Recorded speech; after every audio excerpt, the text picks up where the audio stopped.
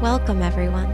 In today's episode, we will be focusing on the mind-body connection, and we are joined by a physical therapy team, Joe and Elliott. We talk a little bit about the physical therapy world, building and strengthening the mind-body connection, and how the work you choose to put in does matter. I know that the mic is a little bit echoey in today's episode, and there is some background noise I unfortunately couldn't edit out in this episode because I'm playing around with my mic setup a little bit for in-person interviews. Thank you for your patience as I show my human side. Also, I was sick when we recorded this episode, so if my voice sounds deeper than normal, that is why. And as a final disclaimer, there is swearing in this podcast in general, so keep that in mind and put some headphones on if that will help you be more comfortable. I cannot wait for you to hear about their insights into the body, so let's dive in. Hello. Today we are talking to Joe and Elliott. They're both in the physical therapy world, and they're actually a team in a clinic together. So, hi, you two. Hello. Before we get started today talking about the mind-body connection, I want to take a second, first to warn that Juliet is in the room with us, so she might make some noise. And two, I want to take a second to do this somatic exercise. Since this is not your space, this is my space, just to make sure. Yes, we're just going to meditate for 30 minutes and call it a day. Now, I want to make sure that the two of you are as comfortable as possible and feel good going into all of these deep conversations we're about to have. So this somatic exercise is called Building a Nest, and it's really helpful in just making sure your space feels safe, and if it already feels safe, just recognizing that it is. And there's 3 steps to it, so I'm going to kind of talk through them a little bit.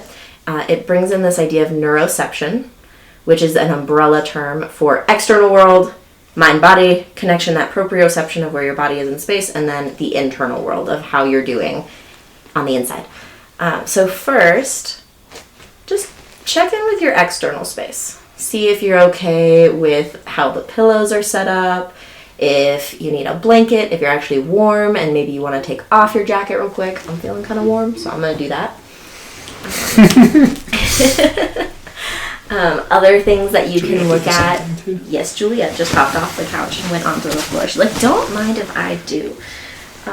You can also bring things into your space. Like, I've got lotion. I made sure I had my tea if the two of you wanted to grab water or something. That could be really useful. You can also take away things that don't feel safe. So, like, Joe, if Elliott isn't feeling safe, you can just, go put him in a different room. But yeah, you can take things away. So, things that I typically recommend people take away is if, this is my space, not yours, but if you have, work stacked up and you don't want to be looking at it, or if somebody is really close to you, maybe in the clinic, you're like, can you just back up a second? I have a bubble and you are in it. Definitely people that come up and just have a conversation way too close. Back up a little bit, yeah. Yeah, that's that external. Whoo, man, hold on. So yeah, are we good? I saw you both grabbed and decided to hug pillows. So yeah, I'm ready to rock now. All right, so next is that proprioception. So checking in with your body in space. So first is outside in. So notice how you are currently leaning against the couch, if your legs are comfortable as they are, and then also noticing how your body is reacting to where it is in space. So is it okay with your feet crossed like that and that pressure, or would you rather have your legs out? So noticing that reaction to wherever you are as you bring that insight in. Anything you want to change, you can do a quick stretch. You can move it around. I know we kind of really settled in ahead of this recording, so we're pretty good right now. This couch makes it easy. It's comfortable. It is quite comfortable. This chair is actually really comfy too.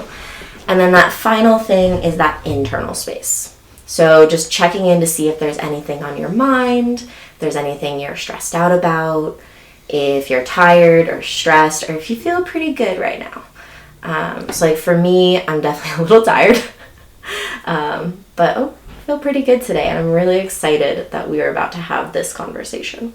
So is there anything that you kind of want to check in about, or you just need to take a second to get something off of your brain before we dive in? I would just like to say I'm glad to be here. I'm excited to jump into a conversation. All right. So today we are going to talk about that mind-body connection. And I am a mental health professional. You two are both physical health professionals. And your job is to help people not feel pain anymore, while my job is to help people understand that sometimes the pain is going to be there, but it doesn't have to take over your life. So we all do similar work, but on very different sides of it all. So my first question for the two of you is what you enjoy about your work. Yeah, I'll take this one first. I really like working with the body in a very general and broad context. Growing up, I was always into sports, specifically wrestling and martial arts. And I definitely think that that's where kind of the seed, if you will, of physical therapy got just embedded into me, just because I really became fascinated with like how the body moved, how the body worked. And I guess for, the first big part of my life, I was kind of learning how to break and maneuver the body. And then towards the back half, I've kind of learned how to fix that body. So I guess that's a really Spark Notes version of how, maybe my past experiences have gotten me into what I do today. Okay. Yeah. I really enjoy, so I kind of got into physical therapy, personal training, that kind of stuff, just kind of because, I worked out a lot in high school. I was a pole vaulter, and exercise kind of made sense to me in that, muscle typically attaches to about 2+ points, and, all exercise is getting those 2 points closer to each other, and then slowly relaxing away from each other. Whereas stretching, would be basically taking those 2 points and just pulling away from each other to the point of tension.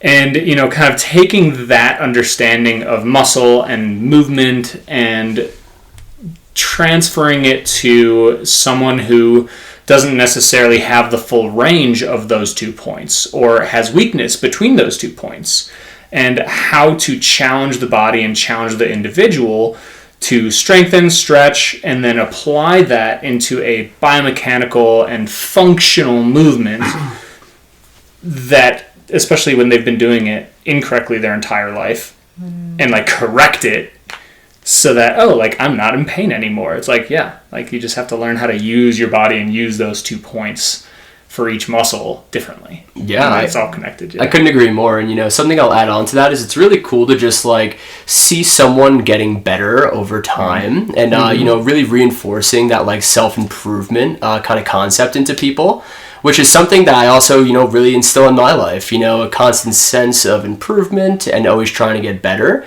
and being able to just do that for somebody else, it feels good. I like it. One of the things that I bring up to almost everyone I work with is this idea that everything you do is adaptive. Your body is trying to help you survive. So even if you're not walking as efficiently as possible, maybe you are still getting from point A to point B, it is adaptive. It's trying to figure out how to work around the pain. And so any pattern we get stuck in, it's not necessarily wrong, it's just not efficient. And if we can understand, at least from a mental health perspective, if we can understand how it was adaptive when that pattern first showed up in your life, then maybe we can start shifting it and let go of that pattern so that you can be more efficient in the future. Yeah, I totally agree. Sometimes you see a patient present to you with a lot of different compensations, which, might present in a host of different ways. And it's impossible to always just be hey, we're going to fix all of these at once, go. You have to kind of break it into very small parts and recognize that not everything is wrong just because it doesn't fit into a normative value. There's a concept in physical therapy called normative values. And for example, you should be able to kind of bring your arm above your head, right? But that's not the same for everybody. And, maybe one person's normative value can be a little bit different than another person's. And you have to always respect that kind of baseline that you should set with each patient, within the evaluation. Okay. When you're evaluating somebody and they come in with a whole host of issues, do you have a go-to, this is where I like to begin, or this is what I like to teach them first to build on it, or does it really matter patient to patient? It really does, because it matters on the severity of the problem that we're dealing with. For example, if somebody is in 10 out of 10 acute pain, they're crying on the table, we're going to do everything we can in a very quick way to get that pain down. A lot of modalities such as heat, ice, whatever it might be. But if, someone is a little bit less acute, maybe a little more of a chronic patient, let's say grandpa's coming in with like lingering 3 out of 10 knee pain, you can really start to begin the education process a little bit sooner and, start to get that little bit of a long-term approach just kind of solidified in their expectations. Or again, if somebody comes in with 10 out of 10 pain, you're not educating them that day. They don't care, right? So those are like two very different examples of how that case can be, taken. Yeah, I was going to add to that, like if a patient comes in and they're like, I'm in 8 out of 10 pain, like my first response is, all right, where's the pain? What can we do to get that pain down? And then once that pain is down, the focus of that then becomes, well, what got us into that pain? Let's say you take stairs and the stairs were hurting. Well, we're going to work on like things that will help you on those stairs. Not necessarily getting them on a set of stairs, but like, let's step on this step and watch you step down. And just see, like, does your knee come in? That typically indicates some like hip weakness instability. And then we can work from there as well. But the first thing is get that pain down, because if they're in pain, they're not going to be able to think or process anything that you tell them as long as they're in that pain. Yeah, I agree with that. If somebody comes in just bawling, which, in my work happens a lot, although I will say that crying is a sign of emotion and the ability to show emotion, so I believe it's a strength. I could go down that line forever. Same with just coming to therapy. It takes so much mental effort to show up that it takes so much strength to be able to do that. But if somebody comes in just completely freaking out, one of the first things I do is that education. Because I need them to understand why their brain is reacting that way. Even if it doesn't stick, being able to go, yeah, you're having an automatic thought that you have no control over, and then your brain is deciding that's fact. Like, if you can't understand that it is just a thought, nothing else I do with you is going to matter, because you're going to keep having those automatic thoughts and feel like it's just real.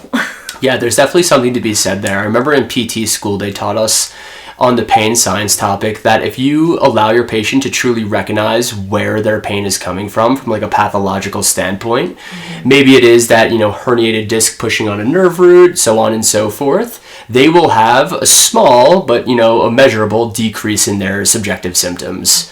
So, it is absolutely always important to really be able to gauge the situation with the person, because at the end of the day, you are dealing with the general public, and everyone does react a lot differently. There is no one-size-fits-all approach. So being able to kind of recognize when people are, willing to take in some information, I think is always really important. Where, again, to go back to that example before, if I have grandma crying on the table, it's tough to get a lot through to her. So we might pull out the modalities and just like stretch her out and do some things to hopefully take that acuity down. But like all the PTs joke about, we always say it depends, right? Because it really does. That is also my field. So we are together on that. In fact, Sadie interviewed me for a paper, which we recorded for the podcast ahead of this one. And every question she gave me, I'm like, well, it really depends on the client that's showing up and what they need and how you're going to work with them. Mm-hmm. And it's like, it's the beauty of the profession in a way, because it really allows like a certain type of finesse and like really allows you to build your own treatment style when you have that like freedom to kind of explore with it. And I would say that's definitely something that I love about physical therapy. What are your treatment styles? Yeah, great question. And it can sometimes be a difficult question to answer because, I can always give the cookie cutter statement that everyone will give, where it's like, I try to practice the most evidence-based tactics available and nothing else. But kind of like building off of my last point, I really appreciate, not necessarily becoming friends, but just building good rapport and relationships with my patients. So, I always try to do that right off the bat on the evaluation. Just be cool, recognize this is not like the typical doctor's appointment where you go in, they don't care about you, and you kind of get kicked out. Like, hey, we're going to be working as a team through this process. let's set that foundation right off of the bat, right? And I think that really helps people trust me and me trust them moving forward. Because in physical therapy, if you're not doing what you're supposed to, nothing is going to get better, right? It's about the work that you put in. And I will also add, like, there are definitely PTs and PTAs out there who, like, let's get you started on the leg press and then just walk away. Or let's get you started on this, like, other monotonous movement and then just walk away. Or a more complex movement and then just walk away and, like, document or whatever they need to do. And, I definitely like the, like, connection that you get when you spend more time away from the computer and in front of your patient and, like, making sure they're doing stuff correctly, or, like, now doesn't that feel better than doing it the way you were doing it before, and really adjusting the treatment to A, what they need, and B, like, how it has been feeling and progressing the exercises that they feel has been helpful. Like, a leg press is a great example of, like, almost everyone, like, from the neck down, or shoulders down, I guess, are, like, just enjoy the leg press because they feel like they're pushing weight, they're doing some, like, actual movements, and they get great benefits from it. And that is absolutely accurate. Sometimes we'll have a patient get on the leg press and they'll be like, my back hurts. So you watch their form and you correct them and you make those minute adjustments that really do lead to better outcomes, both from that exercise and just in therapy as a whole. Yeah. I agree. So, switch of question here, because we've been talking about what you enjoy about it and also how you kind of view it.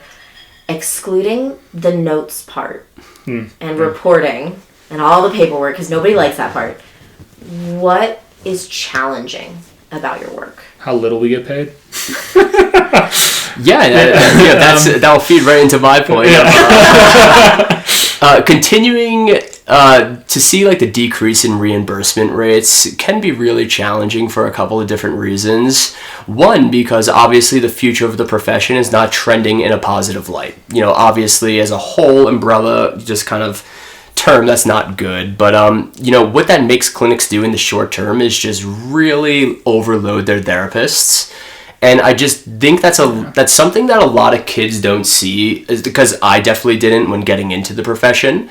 Because, you Google how to become a physical therapist and you're like, wait a second, I could be a doctor and teach people about movement and health and longevity. How cool is that, right? But you get there and 2 patients are waiting for you in the room that you have to take back at the same time. And then once they're done, there's another 2 patients, then another 2 patients, and then you're triple booked, and then you have an evaluation. And it's like, holy moly, I can't even breathe, You no longer have time to build all that rapport we were just talking about. And, like, everything really starts to go downhill. Everything from the clinician being burnt out to the patient not getting good care to burnout, just burnout in general. Yeah. And I know that's really consistent along a lot of healthcare workers, which is really unfortunate. So I don't necessarily think that's physical therapy exclusive, but it is one of those things where I think I just wish I would have known a little bit more about it. I don't necessarily think I wouldn't have became a PT,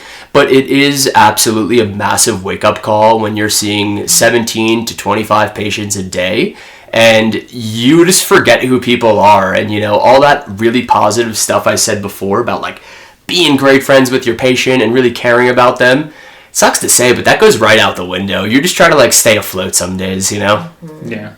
Yeah, you can't give your 100% if you're not at 100%. It's impossible. And you're split between, like, 2 or 3 different patients, and you're like, oh, and I have to document, and I have to clean the stuff that they were using beforehand, and I have to, and then I have to, it's just one thing on top of another, and you're forced to walk away. Basically, yeah. I mean, you are forced to sometimes to get a patient on a leg press because it's a monotonous movement, and as long as you know that they're doing it right within the first, like, 5 repetitions, then you walk away and get the next patient started on something else. And it can be quite overwhelming and quite frustrating at times. That's completely fair. And I'm going to make you dive a little bit deeper. Outside of the administrative stuff, outside of the mill, we're overworked, unfortunately. If you were working with 1 patient at a time, you had your time, perfect schedule, everything is ideal, what would be challenging in the actual work that you do? Yeah, so I know my answer right off the bat. It is kind of, the patient wants you to almost substitute as a mental health therapist sometimes as well. And it could really be tough to deal with so many different types of people and having to deal with their emotions, them yelling at you sometimes because they're in so much pain. And you just have to be very understanding, very patient, and just like take it as it comes, right? But you're not a mental health professional. Exactly. It's not your job to be there for that mental pain. 100%. And it's unfortunate because a lot of the times they're just in such a difficult spot that they don't want to project that stuff on you, but it's just they don't know what else to do. And they're like, hey, it's 2 sessions. I'm not better yet. Like, what is going on? And that's where it's my job to really kind of tone it down. Like, let's just talk about it. Let's be very calm about it. And then they might still yell at me, and like, I can't kick this patient out of the clinic. It's my job to see this patient and get them better. So, long way to say it can be tough. It can be tough to deal with their emotions, I would say. Yeah, and specifically with the I'm not getting well enough quick enough. Because, sometimes they'll like, hey, I can take this medication and the pain goes away. That's not permanent, and then you're just going to be constantly needing to take that medication. And like, if they come in and it's 2 or 3 sessions in and they're getting frustrated because they're not getting better, it's like, well, physical therapy is a long-term result-driven field, but it takes a while to achieve those long-term results. And we're not going to fix decades worth of, let's say, improper movement at sometimes with 2 to 3 sessions. And like, I understand where they're coming from. I get where all of that anxiety, all of that like frustration comes from, but it is definitely more challenging when it comes out at you. Yeah. Definitely. And I find that our society as it is now definitely pushes, the medication. Just take this and the symptoms will go away. But the thing that's leading to the symptoms isn't going away, which means the second you stop, it's just going to start back up again. Yeah. Everyone says it, but it's so true in that we really just live in an instant generation, with Instagram and Instacart and, everything you want is at a swipe of a fingertip. And, something that I always say to my patients in a joking manner, but I think it actually has some type of educational benefit behind it between every eval is I'm like, hey, this is exercise. You don't lose 50 pounds from hopping on a treadmill once, and you're not going to have no pain from doing these exercises once. It is about consistency over time to really, reverse some of those factors that got us here. And I think that absolutely gets through a lot of people's head. But when push comes to shove and that back pain is hurting, they will forget that very quickly, I will also say, too, though, that, as much as you say that in the clinic, and they like consistency in the clinic is important, consistency with that home exercise leads to massively better outcomes. Like, if you are consistent with your home exercise plan that you get on day 1, and you do it like every day or every 5 days, whatever the case may be, and you're consistent with those home exercises, it can be like 20, 30 minutes out of your day. Those will lead to better outcomes if you do them than if you don't. And if you're coming here complaining about how you're not getting well enough quick enough, but I ask you if you do your home exercises and you're like, nah, then it's like, well, that's not, That's why you're not getting better. Exactly. There's only so much we can do in the clinic if we're seeing you like 1 to 2 hours a week tops. Yeah. There's a lot of parallels in that concept to everyday life. There is a common saying that I hear a lot in that, like, people usually know what to do to make their life better, but then still don't do it.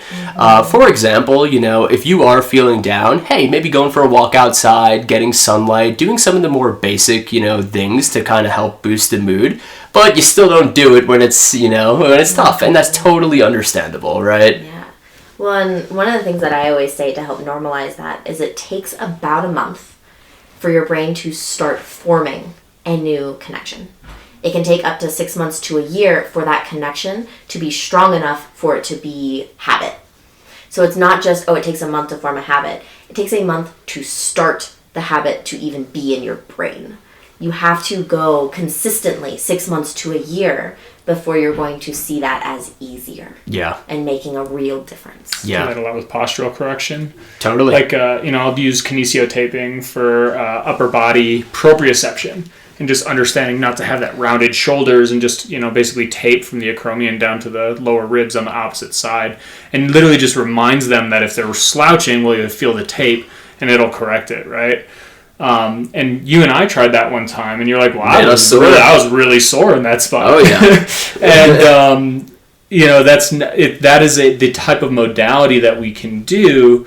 That we don't necessarily have to repeat it every time, but it is definitely good to reinforce that beginning of the 30 days or month long it's just process. that constant reminder, right? It's like, if I'm not going to be with you all day every day, hey, I can put this piece of tape on your back, so whenever you do slouch over, it's almost like I'm poking you back there, right? Yeah. And I'll do that sometimes in the clinic too. I'll be like, Joe, stop slouching. All the time.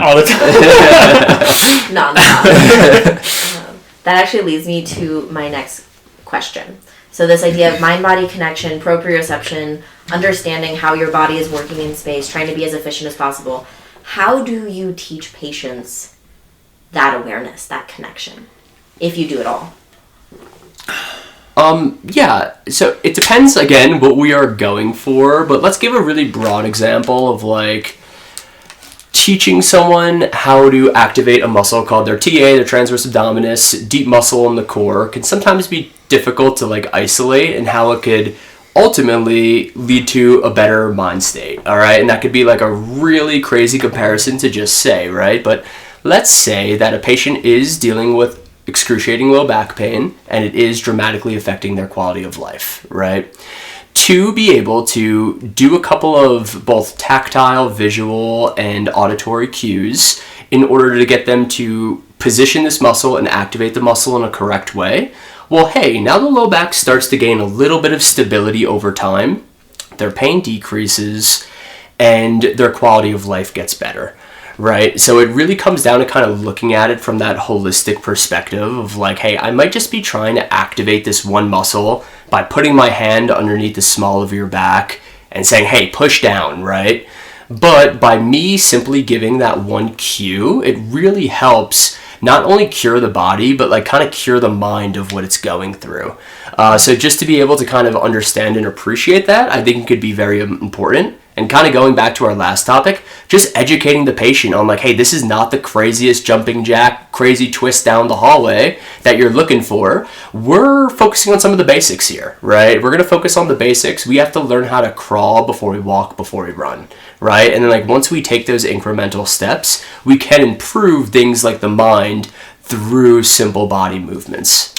And I think that understanding of why we're doing certain things is also helpful, right? So let's say we're talking about balance, right? Well, educating about center of gravity and base of support, right?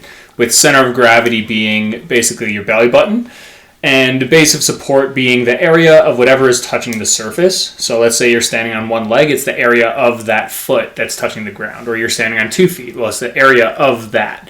And as long as your center of gravity stays within your base of support, you'll have balance. So doing things like heel-toe raises, where you're kind of pushing the boundaries on either side, or marching, where you're shifting laterally, or I've been having a lot of patients do Bosu sit-to-stands, which you learn quickly on that one. Yeah, totally. You also learn quick with a single leg stance with your eyes closed. Mm-hmm. If anyone is listening to this podcast and they think it's easy, just close your eyes. Yeah, that's it.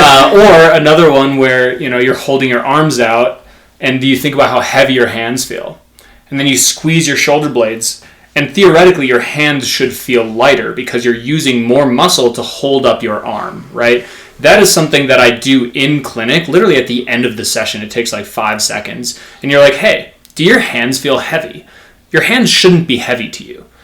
Because if they are, then maybe we're overusing certain muscles or underutilizing certain muscles there too. So utilizing that proprioception and that understanding of body awareness, and in both visual, tactile, kinesthetic, using video recording is really good. Let's do a sit-to-stand or a squat, and then you kind of highlight certain movements that they're lacking, or where are you generating your energy from. those are all very important things to utilize to teach proper movement and to get out of those poor habits of, rounded shoulder, forward head, forward trunk lean, like all that kind of stuff too, Totally. Yeah. So my next question ties into everything you just said, and I kind of have an answer already based in my work, but I want to see what you two think first, which is this idea of that awareness, building on it, teaching it. Does it depend on the patient? Like, can you teach it to somebody who has zero awareness at all, or is it they have it or they don't? It's easier to teach. I think it's a spectrum. I think it's easier to teach some people. A 16-year-old athlete gymnast is going to be able to pretty much do anything that I say with really good form with a couple of tries.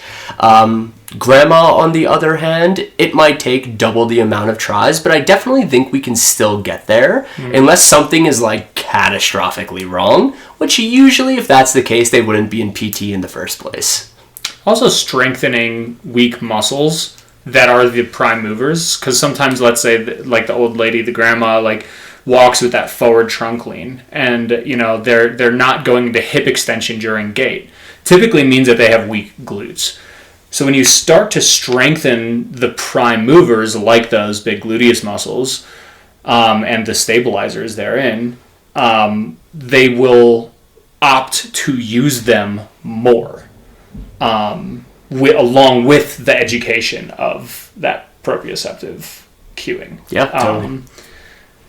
But there's definitely a large spectrum of this person is, if I get you on a table and you can't do a bridge, you just don't understand how to do a bridge, it's very challenging to get them to do that hip extension. It's very challenging to get them to do a sit to stand with the form that is most optimal. Yeah. I mean, I can only think of a couple of times in my career where it was just impossible to get someone to do something. More so than not. I usually can work my way through it. But hey, again, that gymnast, we can do that bridge in 10 seconds and have it cleared. Yeah. For somebody else, it might take 40 minutes to just lift your glutes up off the table. And I'm showing you, I'm trying to lift your hips, I'm doing all this stuff. So yeah, it could definitely be tough with those patients, but it's always rewarding when you get it. There is that click moment. That click. They're oh yeah. Yeah, the light bulb. I get it. Yeah. That's the insight moment that we're hunting for in this podcast. Yeah. Okay, so I want to give you my answer, and I'm sure this will resonate for you as well. What I find in my work is it's whether or not they're willing to go there. So, I have some where it's they can intellectually understand an idea. Yes, if I exhale more, my parasympathetic nervous system will be activated. I can calm down. But then in the moment, they don't even want to try it. Yeah. And, they're never willing to try the things that will get better. And they're no, you're just supposed to fix it for me. It's I can only fix it if you are willing to put the work in. And when it comes to building mind-body awareness or having proprioceptive awareness, which I do with my clients as well, there is always this piece of, are you willing? And I have some where they're yeah, I'm totally willing, and they crush it. And then I have some where they'll say yes, but then there's that block there, and they don't actually want to go there and see if it's going to help.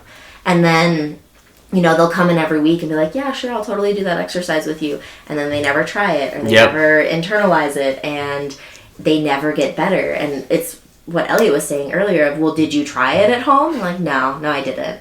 Or I even have some, which thankfully in my work, I do get to choose my clients now, but I have had several in my past where they're just no, you have to fix this for me. You need to do this. And well, I can't if you're not willing to put the work in also. Especially with mental health therapy, right? We can do modalities, and sometimes I'll do a massage, and then it fixes them, and then every time they come back, they're I want a massage, I want a massage. We can, in some way, be the arbiters of that, leading to better health. Whereas I feel with mental health, it's they have to do that internal work. You can't, sit there pushing them on a daily basis to, look introspectively. Oh, and I won't either. My go-to mantra is, I'm not going to put in more work than you are. I will match your effort. So if you come in and you don't want to do that really hard thing, or you want to logically, but your body literally can't get there because it doesn't feel safe, like, we're not going to do that. Do you ever do like any motivational talks with your patients to maybe, you know, sway that in their favor, or do you just kind of take it for what it is on a given day? Depends on the client. Yeah. I have some that they want to do the work, but they don't know how yet. Yeah, totally. They don't have that insight light bulb moment yet. And so I've had several where I'm like, we're just going to talk about this really mundane thing for an hour to build the rapport, to get to that point where you can talk about these things. And it's often easier to practice something when you feel good than when you are in the shit of it all. Totally. And so it's like, let's talk about something that feels good. And then I'm going to draw that out for an hour, right? Like, oh, you love rock climbing. What do you love about it? Well, what about that part of it? What is it, like, how do you know you love it? How does that show up in your body when you are enjoying yourself? And then when shit feels really bad, it's like, well, where's that showing up in your body? How do you know it sucks? And it makes it easier to do that work. And then I have some clients where I'll ask something difficult and they'll be like, we don't need to talk about that. It's in the past. Like, this doesn't matter. Why are we talking about this? Why aren't you just making my anxiety go away? It's like, well, you just said that thing made you anxious, so I want to know, like, the cues there. And they're like, no, it's in the past. I don't want to talk about that. Yeah. It's like, I can't help you. Yeah, totally. Yeah. There is something to be said, though, about, you know, making those not so great sessions as good as you can get them, right? You know, just because it's a bad day in the gym, even on a personal level, doesn't mean that, hey, maybe I can't stay for an extra 10 minutes and just do a couple more things just so at least I felt like I sweat a little bit. Like, for example, I have an ACL patient right now, and her knee is just not where we need it to be in terms of how much it's flexing.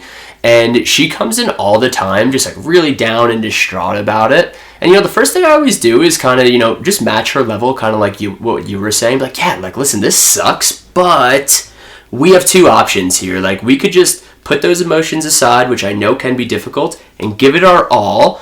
Or, you know, we can kind of just like go through the movements today, which is a little bit less ideal. And of course, it never totally goes with the first option. Mm-hmm. But I think that, you know, just expressing some of that stuff to a patient really can help sometimes, of like, you know, just getting it more so good than not. Yeah, definitely. And that's where that piece about effort comes in.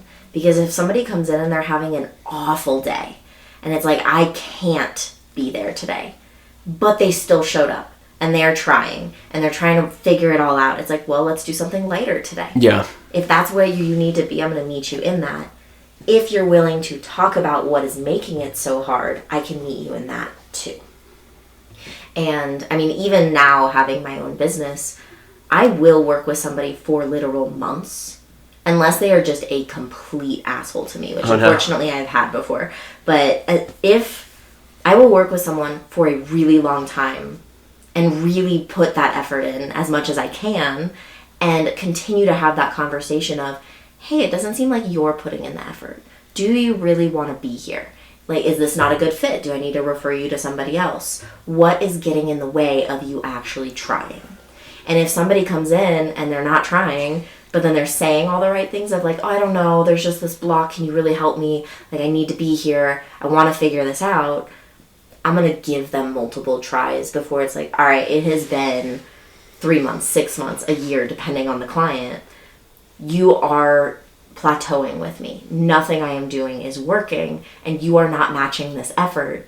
Either we are not a good fit, or you need to do some work on yourself outside of therapy before therapy can be helpful. Totally. That's always a really difficult conversation to have, right? It sucks. Yeah, I mean, with anything that's not like a pill with those instant results, like, hey, you know, this is not a 100% success rate by any means. And if you're with me for 8-10 weeks and we're just not seeing any symptom reduction, hey, let's face the facts sometimes. Like, this is not working, right? Like, either you have to try something else, go somewhere else, go back to your physician, but sometimes it just doesn't work, right? It's a tough pill to swallow. Mm-hmm. That's why it's called the practice of medicine, right? Like, yeah. We're never, like, there. We're not done. We're always, like, trying different things, and, like, you know, we have one patient who comes in and, you know, they're kind of maintaining. They're plateauing, and unfortunately they just had some really bad surgeons in the past, and like you just want them to get better, but like nothing that we can do really is necessarily making them better outside of like improving the strength surrounding the joint, which is helpful, but like the pain is still there and it's not decreasing, and they're still popping and clicking and like pain with certain movements, and until that gets fixed on a like surgical level, it's still going to be there. And having that conversation of like, hey, maybe talk to a specialist, or we'll always be here if you need us, but it seems as though it's not working out for you. Like, why don't you go back to the orthopedic surgeon and hey, maybe we want to consider surgery, maybe not, but it's not working. This is making me think of a concept that may or may not be helpful for the two of you in your work, actually, which is when we are in so much pain, like, that grandma on the table example from earlier where they're just crying and they can't see or feel anything else. In my work, with my theoretical orientation, I call it fusion. You are fused with that pain. You are in it. You cannot see anything beyond it, right?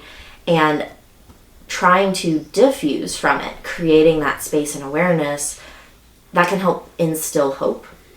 And one of the things that I do is I try to externalize that experience from who they are as a person. So if it's like, I'm in pain, I've always been in pain, this pain is awful, I can't handle this anymore. It's like, okay, well, where is the pain, right? Questions that you ask probably when you first meet a patient, and constantly every time you meet with them, like, where is the pain today? Like, if it's in an ankle, okay, is it just in the ankle? Is it spreading out elsewhere? You're having lower back issues. Do you feel that in your upper back too? Or is it just in the lower back? Where does it extend? But if you can create it as a shape almost, like if that pain had a shape, what would it be? And the example actually is coming to mind is when you asked me about my headaches earlier today, and I said it always starts in the lower, just above, occipital area. My brain blanked, but it comes back across my head as a line. So it's not like my entire head hurts all the time. I can feel this line in my head, and it is separate from the rest of my being. And if somebody is so caught up in the pain, if they can build a shape in that pain, it can externalize them from their body, the pain from That's their actually body. very interesting, because the symptoms that you were saying, that's actually classified as something called a ram's horn distribution, and I'm sure you can kind of tell why, right? But it would be interesting to ask patients on a more specific or on a more just consistent basis as to like, hey, put a shape towards that and let me know, because kind of like what you were saying, I'm going to think a lot different of their pain if they're like, hey, my back pain is like a triangle with the heavy side on like my hips. It's like, oh, okay, so it kind of is going up towards the mid back, it's not really going down towards the glutes. Or what if it's like, hey Joe, this is just a straight line down my right leg? So definitely something that I might want to consider. That's an interesting concept. And you can just have it at that. But so with me in building mind-body awareness and that connection, we say, does it have a shape? Does it have a color? Is it hot or cold? Does it feel heavy or light? And you really build this shape as separate from who you are as a person, and it helps you create better awareness for it. And then, I'll do a meditation or I'll do some sort of intervention with it, and then we go back and go, okay, now what is the shape? Has it changed or is it still the same? And it allows them to see the differences over the course of our treatment. Interesting. Yeah, because I feel like the most in-depth I get is like, what type of pain is it, right? Like burning, sharp, stabbing, dull, achy, right? I think that actually, what you were describing for you, like, my mind immediately went to, like, some suboccipital impingement and that kind of stuff, like, potentially going up to the top of the head and, like, just thinking of, like, modalities and, like, oh, like, if I give you, like, a little suboccipital massage, maybe that'll alleviate some of it and centralize some of that pain. But knowing, like, oh, it's a line, as Joe is saying, that, like, line down the back of the leg, that can typically be indicative of like a sciatic nerve Yeah, issue. 100%. It kind of shows you how like a different shape will give you another understanding on like their condition and what might be causing it. Yeah, or like a rectangle in the back above the line of Yeah, fluid. like, It's okay. like maybe the QL is it. No radicular symptoms. Yeah. It's like you can use those shapes to really interesting. be able to, hopefully help with your diagnostic skill. Interesting. And then one more level to it, which sometimes I do, sometimes I don't, depending on it. If they are really stuck in it, and they're like, no, it is just everywhere. I'm just in pain. Like, classic. Yeah. they're like not Yep. willing to work with it. Full body 10 out of 10 pain. I always ask, is there anywhere on your body where there is absence of pain? Either it feels good or it just feels neutral. And sometimes, usually, almost always, there is somewhere. Whether it's like the tip of their nose or like their pinky toe or just some random spot on their body where there isn't pain. It can help them realize that it isn't everything. That's really interesting. Yeah, I guess I haven't. So I feel like that really would work when a person is really consumed by their pain, just to kind of hopefully get them away from thinking about it, right? Just because, Creating space. yeah, like you were saying, it could be so hard to not think about your debilitating pain while you're in debilitating pain. Yep. Could also be a sign of rapport too, like, hey, what's not hurting? And then you get back to it and you're like, well, at least your pinky toe's feeling great. You know what I mean? Let's start with the pinky toe up. We're going to start with the pinky toe today. Okay, you say that, but that is one of the questions I'll ask of like, okay, you don't have pain in your pinky toe. It feels neutral. Can we spread it to the rest of your foot? Like if you're having back pain and you can feel lack of pain or absence of pain in your pinky toe, can we get it to the rest of the foot? Can we get it up the ankle? What can help you focus on and grow that absence of pain? That's really interesting. Do you find that a lot of your practice specifically has a lot of meditation concepts in them or principles? I do personally. That's how one of the things that really helped me when I was going through my mental health journey, and when I started trying to find the modality that worked for me, my main one is acceptance and commitment therapy, which is accept that there's good and bad in your life. Commit to what you want your life to be, even if there is shitty stuff that you have to deal with, and then act on it. And so there is this really big piece of mindfulness. Totally. Being able to know what is going on so that you can accept it. Yeah, because that was the first thing that popped into my mind in terms of just like focusing the attention on the one thing that might not be bad, and then hopefully getting to the point where like you're not mindless, but you hopefully just like reach this point of bliss where like, oh wait, I'm not feeling as much of anything. Just that little piece of, oh my god, it isn't everywhere. You're like, wait, I actually didn't feel pain for 2 seconds. And like, let's build off of that by just thinking about the pinky toe, right? Yeah. And I'm a big believer of, and I'm sure I don't know if I've said this to you too before, probably Elliott, but I always say there's 3 steps. The first is you have to let it exist. You have to know that it's there. Second, you have to notice your reactions to what is there. And then third, you can fix it. We as humans, we don't like discomfort. We don't like pain. We want it to go away. So we often skip to that third step, which is, medication. Just hide the symptoms. It's fixed. I don't have to worry about it. But if you can see what's there, externalize it, create space, even just noticing like, I'm really sad today. Like that sucks. I hate being sad, but I am sad today. And then you can notice that I don't want to be sad. I'm having resistance to being sad. I hate that I am sad. So anytime you feel sad, you're gonna try to push it away because you have that resistance. Well, then you can sit in that. It's easier to accept the sadness because you notice the reaction. And then you can go, well, what can I do with this sadness? So yeah, mindfulness builds insight. And if you can sit in the discomfort and that absence of discomfort, then maybe there's a better chance for growth internally and wanting to put the work in. Yeah, absolutely. All right. I just got a couple more questions for you too. Because now that we're starting to shift more about our experiences as well and giving all these hard examples, I'm curious whether it's in climbing, which we all do, or maybe just in life or in your mental health journeys. How do you know that you're pushing yourself too far? Like, what cues do you have within yourself of like, ooh, I need to stop that? I think some of my biggest ones are, it's almost like, I don't want to just say not feeling excited about what I'm doing, but it's like, I always feel tired. I'm just like, like, no matter how much sleep I get or no matter what I do, I just feel so tired. And then when I'm doing the thing that I don't want to do, I'm just, like, blank and exhausted. I think that, like, when I have that combination of, like, okay, I gotta, like, take a step back and see what's going on here. Yeah, what would you say about that, Elliott? Gosh, I don't know. I mean, like, let's say I'm trying this, like, route on the wall, and it's, like, really, really hard, and, like, I intentionally set up myself to do something challenging. Like, if I just keep stopping and just, like, start getting angry and frustrated at the thing that I actually enjoy, and, like, I call it playing above my pay grade, right? Like, I'll try a route that's, like, actively unobtainable, and then I'll just try and, like, piecemeal different moves together.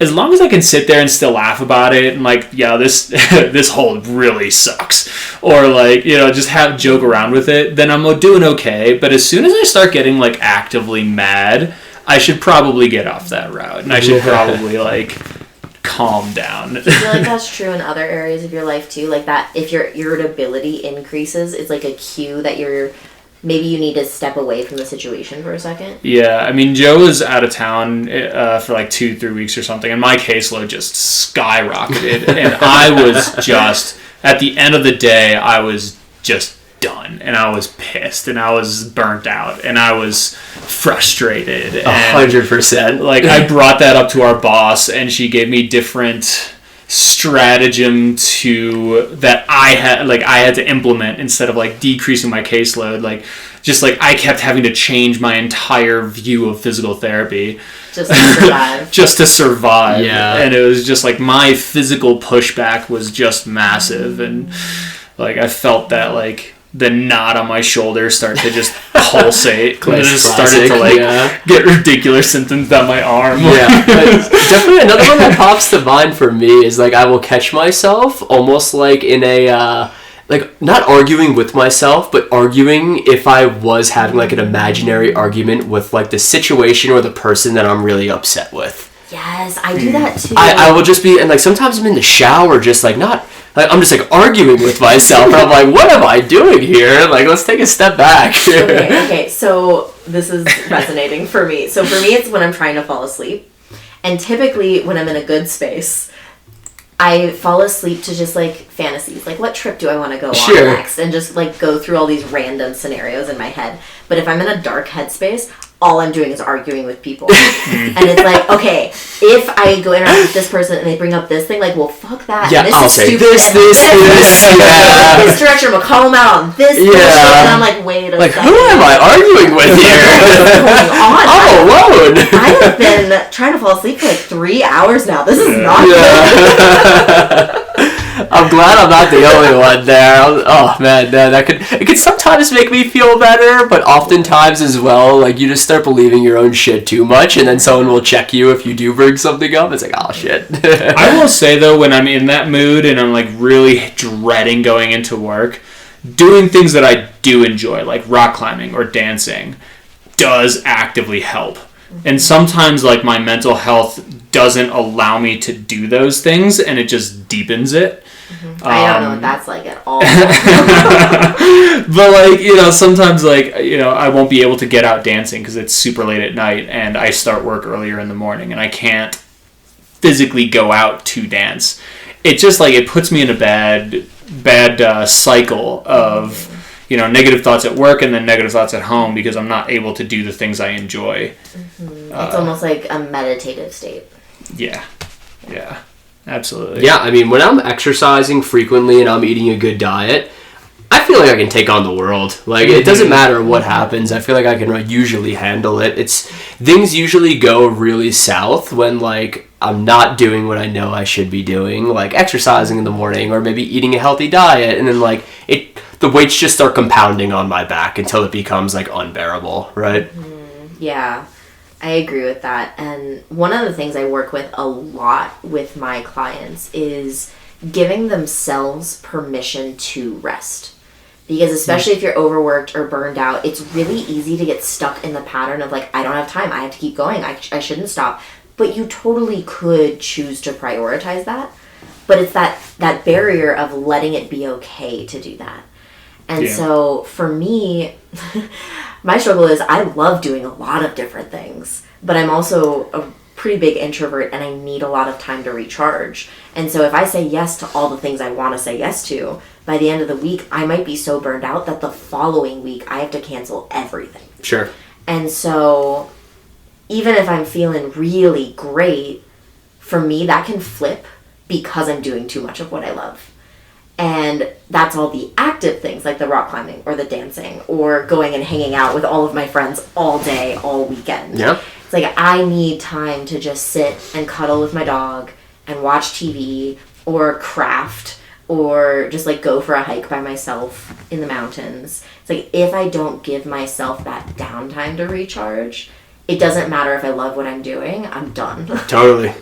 Yeah. And even like as an extrovert, like when I did work all of those days where I was seeing like 15 patients a day, like the idea of going to a busy dance like social when I'm already like mentally burnt out and I just like don't have like that was also challenging. So like allowing myself to just sit down and like play video games or something and just zone out was helpful. Yeah, it helps your nervous system slow down. It's so important. And not like forcing yourself like you need to do this in order to chill, in order to like calm down. Yeah. So being able to notice those cues of dancing will recharge me in this situation, but in this situation it might actually hurt me. I need to go play video games instead. Yeah. Another cue that I have is I get this a lot when somebody won't stop talking or like towards the end of my session, if it's like close to the hour and I need to wrap it up, we're like ramping up to something. I almost get this tightness in my chest of like, I need to change this. I need it to move on. Like, I gotta stop. And I always describe it as like a crumpled piece of paper and it just crumples tighter and tighter the more I can't set that boundary and back off. That must be really tough, yeah, because in a physical therapy sense, when you have another patient that's coming through the door, I think there's a little bit more of an understanding, like, hey, Jenny's here, or whoever it might be, like, she's right there, we gotta get out of here so I can treat her.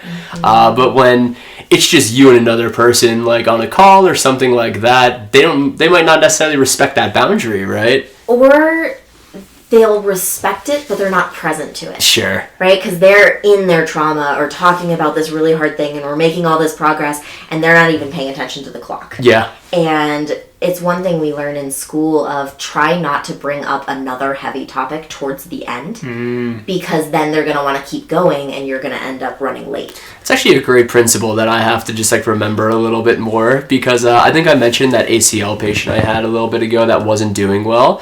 It's like sometimes like we'll get into a conversation, like you said, right when the session is ending and I do have another patient to come bring back. And it's like, it's almost rude for me at that point to just be like, I hear all of these crazy things that you're telling me, but I can't answer any of them. Yeah. You're out of here, you know? Like, you can't do that. Or the same thing with, like, an exercise. You set a patient up on a complicated exercise, and it's at the end of the session, and you're like, all right, you do this, and now I have to go and grab this other patient. Like, you know, it might not be a bad idea to kind of save some of the more simpler stuff, like the sled or stretches and stuff, to the end of the Just keep session. Yourself a little bit more open during the... Yeah. And one of my favorite ways to navigate that, because, you know, I get that tightness in my chest, I need to fix it or work on it or navigate it.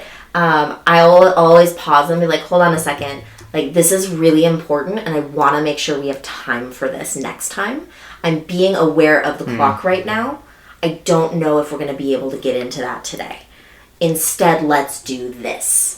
And most of the time they're like, oh shit, I don't even know what time it is. Like, that's great. But then it's like, I am paying attention to you. This is important. I want to be there with you. I cannot because we have 3 minutes and this is heavy. Yeah. Sometimes I will like set up an activity to kind of focus on a certain movement, right? Let's say it's like a squatting movement. So we'll do like bridges and we'll do like RDLs basically, or like, you know, sit to stands or something along those lines. And then I'm like, all right, next week we're going to work on this, or next session we're going to work on this. So practice and do the ones that we've done today so that when we get to this next week, we can be more cognizant of the movements and we won't have to start from scratch. It builds. Yeah, absolutely. All right. Any other thoughts about mind-body connection, about anything we've been talking about today? Speaking of being aware of time. Yeah. Kind of a big topic. Right at the end. All right. Right. No, let's do it. Listen to the last topic. It's fine. So, like, sometimes we'll get a patient that, like, severe depression, they've got a lot going on, there's, like, homelessness, and there's pain, and then there's pain because of, like, I guess you have talked to me, Anna, about working with a patient who has back pain without, like, it necessarily being a physiological issue.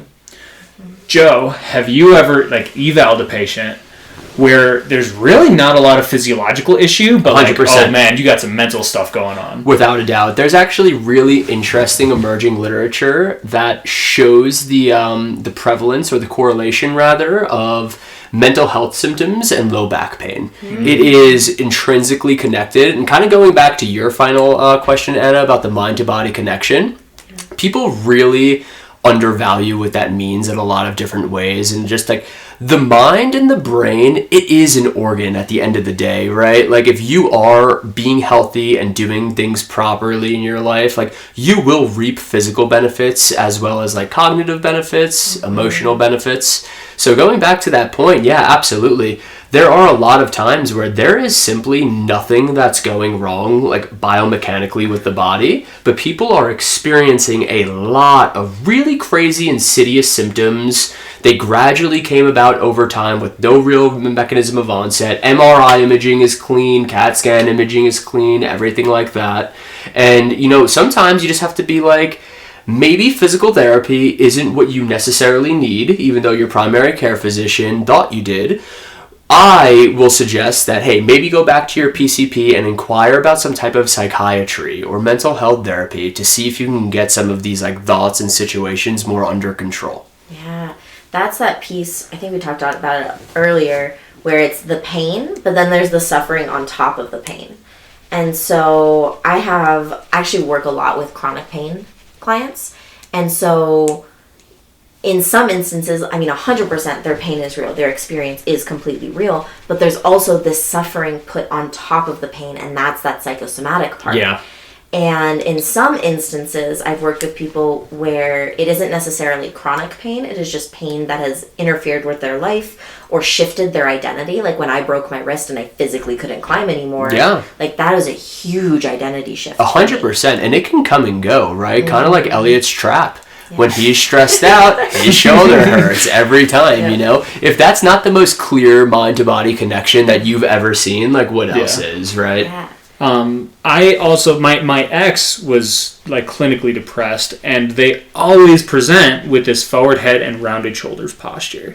And I feel like through my career as a PTA that like typically the ones with that forward head and forward rounded shoulder posture, they don't tend to be the most confident individuals. And like they will physically hiding themselves. Yeah, they're making themselves smaller, 100%. So I'm just kind of, it's interesting, where does the mental start and the physical begin, and vice versa, right? Sometimes what came first, right? Like Anna was saying, she broke her wrist and then it had an effect on her mind, but your mind is having an effect on your trap. I don't think you have like a pre-existing trap condition, you know? So it could be really interesting to see how it kind of can go from both ways and influence each other. And that's where the insight comes in. You have to be willing to slow down and look at it and ask those questions and notice your reactions. And I feel like some of the most challenging interactions that I have with patients is, like when they present with both a very negative attitude and like typically kind of more depressed, as well as the physical symptoms, is I can't just treat the physical symptoms, but I don't have the expertise or the know-how to work on those on the mental systems. How do I talk to this patient about maybe seeking out that mental therapy Yeah. and that psychological and psychiatric assistance. My brain is coming up with something, and I want to see how you two think about it, which is, your trap, you get really stressed, your trap starts hurting. Well, then maybe it gets worse. Sometimes it might get better. Your brain can kind of tie those connections. Well, sometimes I get a migraine, and sometimes it's because I'm clenching too much because I'm stressed. So, the migraine comes because of it. But sometimes it just happens. And when that migraine happens, my anxiety spikes. And sometimes it kind of compounds on each other. Mm-hmm. And then it makes my migraine even worse. Yeah. Mm-hmm. Because the migraine itself has made me more anxious. And so I wonder if that slowing down awareness, building the shape of the pain stuff we talked about earlier, if they come in no, everything's great in my life, I'm not stressed, I feel really good, and I have pain, versus all this stuff is awful and this is going wrong and my pain is also worse. Maybe it is a little bit of both, but if you can start building on that awareness, I feel like it's totally fair if a patient comes into a session and be like, hey, so I'm noticing when you're more stressed, the pain is higher, versus when you're less stressed, the pain is less. I wonder, the pain is there no matter what, but maybe some of this is suffering on the pain. I couldn't agree more. Yeah, I think if you're truly trying to do the best by the patient, kind of going back to our last example of, hey, if there's really nothing wrong and we just keep treating you with these, strengthening exercises or stretching or whatever it might be, but like you said, hey, this is a bad day, you're depressed, and here goes your pain. There's something to be said about that, and that has to be a conversation you have with the patient. And one of the best and worst things about healthcare is how many branches there are of it. It's so great because there are these little subspecialties that people can usually always find their where they belong, whether they need a rheumatologist or whatever it might be. But usually they don't want to necessarily find the wrong one, so that's where the downside can come into. And you would be shocked to see how many PCPs send their patients to physical therapy just blindly. And it's I get them as a patient the first day. I'm like, you are a terrible candidate for physical therapy. We are not doing this. You're going right back to your physician. And they get all angry at me, but I'm like, I'm just being honest with you. You are not a good candidate, right? What makes someone not a good candidate? And that's my last question, and then I'm going to do kind of wrap-up questions. Yeah, so the first thing that comes off of my head is red flag symptoms, as we call it. So there's a lot of them, but for example, if somebody was in a car accident and they're presenting with upper motor neuron symptoms, usually what will happen, there's a couple of different tests you can run, but if one of them presents as positive, it's a massive lesion to the brain or something that it's this is out of the scope of physical therapy. And you told your doctor that you're having neck pain because you got into a car accident and they didn't want to hear you out, so they just sent you to PT. But during my exam, I'm seeing these upper motor neuron signs. And now you have to go back to your PCP because this is not only dangerous, but I don't treat this. Your health is at risk. You need help and you need them to listen to you. Another example, for example, if I had this patient one time say to me, Joe, I'm a mechanic, whenever I look up and off to the left, I get really dizzy. Well, that's an indication of vertebral artery occlusion. Mm-hmm. And again, that's out of the scope of physical therapy. They purposely train me in this type of stuff so I can identify those red flags. And be hey, you are not supposed to be here. You might need to go get surgery right now. That's so important. Yeah, so those would be some of the bigger, more common, blood pressure issues too. Blood pressure issues, just people off their medications, things like that. But yeah, so those would be some of the more clear ones. And other than that, it would just be the physician really not understanding the holistic health of the patient. Like Elliott just said, if they come into me with 200 out of 100 blood pressure, that we're not exercising. Your heart's gonna explode. So it's that's a complete fault of the physician. Read the room. Yeah. So that's what I would have to say about that. Okay. Well, this is just making me want you to come back more often so that we can keep talking about all of these different things. We have plenty of topics. So many topics. And like you said, it's all interconnected. And so I think this conversation is so helpful. I know I've learned so much from the two of you already that I've brought into my mental health practice, but I also think it could go both ways. Now, ending today, I have 2 questions for you, and it's okay if you don't have an answer, but we'll just see what happens. My first question is, looking ahead to next week, what is an intention you want to live by? Like a value or just something you want to be conscious about for yourself and your self-care and your mind-body connection for next week? You want me to take this one? Yeah, I mean, I definitely, I'm thinking the first thing off the top of my head is kind of get people's stories a little more. And like, you know, I want to hear a little bit more about their lives, and I want to hear a little bit more about how their pain has affected their lives, so we can try to get them back to where they were, if we, you know, in whatever context we're able to. Yeah. I would definitely say just being a little bit more present and understanding with where my mind is on certain days, and understanding if this is a day where like I can push myself or maybe not.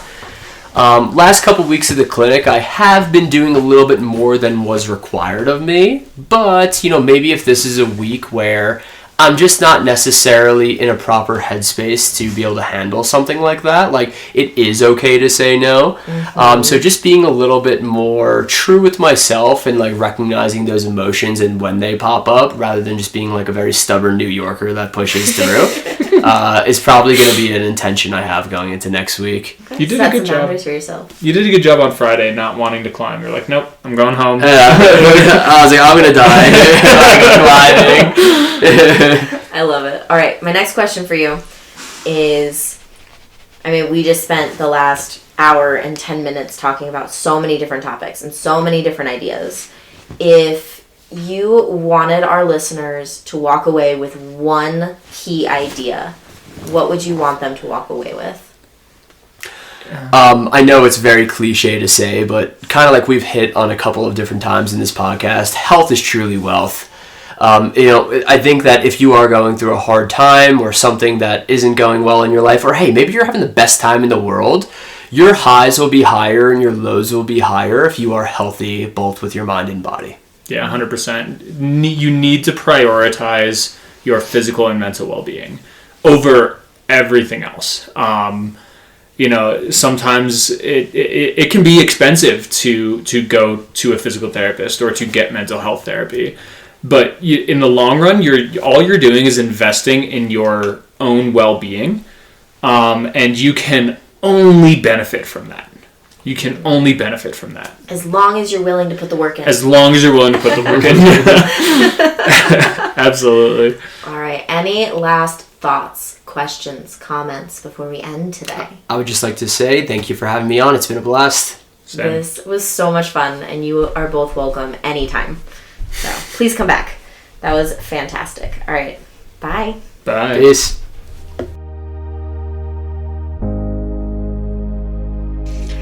Oh my gosh, I had so much fun talking with the dream team, Joe and Elliott, today.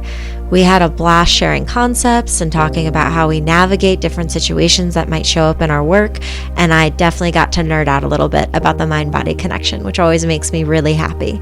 I hope you enjoyed it too, and maybe you learned a new way to connect with yourself. If you have any questions for this podcast or any themes you'd like us to focus on in the future, please send us a message on Instagram at Insights With Us Podcast, or send us an email at insightswithus@gmail.com. If you enjoyed this podcast and want to hear more, please follow, like, or subscribe. I appreciate you, and I appreciate that you are listening. Thank you for creating Insight with us today.